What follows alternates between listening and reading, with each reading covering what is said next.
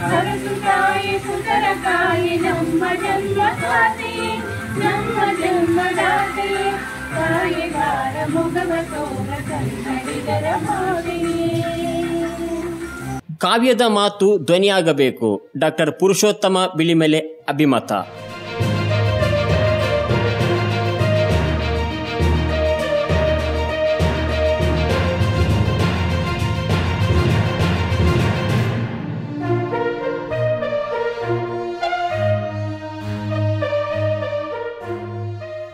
ಭಾವನೆಗಳಿಗೆ ಅನುಗುಣವಾಗಿ ಭಾಷೆಯನ್ನ ಹೊಸತುಗೊಳಿಸಿ ಕಾಲದ ಓಟಕ್ಕೆ ಅನುಗುಣವಾಗಿ ಬರವಣಿಗೆಗಳು ಬದಲಾಗಬೇಕು.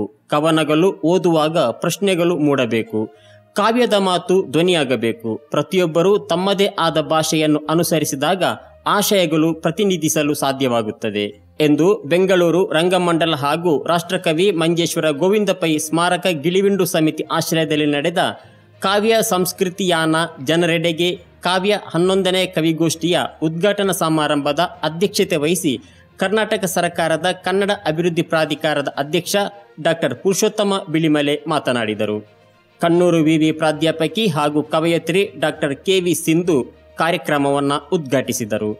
ಮಂಜೇಶ್ವರ ಶಾಸಕ AKM Ashraf, Kasaragod ADM Akhil P, ಮಾಜಿ ಶಾಸಕ ಹಾಗೂ ಸಾಹಿತಿ ಕೆವಿ ಕುഞ്ഞിರಾಮನ್, ಕಸಾಪ ಕೇರಳ ಗಡಿನಾಡ ಘಟಕದ ಅಧ್ಯಕ್ಷ ಡಾಕ್ಟರ್ ಜಯಪ್ರಕಾಶ್ ನಾರಾಯಣ ತೊಟ್ಟೆತೋಡಿ, ಮಂಜೇಶ್ವರ ಗೋವಿಂದ ಪೈ ಸ್ಮಾರಕ ಸರ್ಕಾರಿ ಕಾಲೇಜು ಪ್ರಾಂಶುಪಾಲ ಡಾಕ್ಟರ್ ಮೊಹಮ್ಮದ್ ಅಲಿ ಪೆರ್ಲಾ ಮುಖ್ಯ ಅತಿಥಿಗಳಾಗಿದ್ದರು.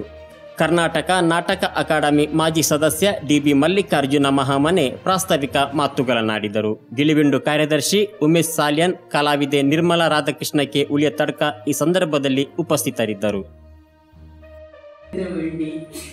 ഇക്കണ്ട പെരുമഴയിൽ ഇവിടെ വന്ന് കൂടിയിരിക്കുക, അത്രയും ഗൗരവത്തോടെ ഈ ദിവസത്തെ നോക്കിക്കാണുക. രാഷ്ട്രകവി ഗോവിന്ദപ്പയുടെ ഈ വീട്ടിൽ നമ്മൾ ഇങ്ങനെ ഇരിക്കുക, ഇതൊക്കെ വലിയൊരു അനുഭവമായിട്ടും വലിയ അനുഗ്രഹമായിട്ടും കാണുകയാണ്.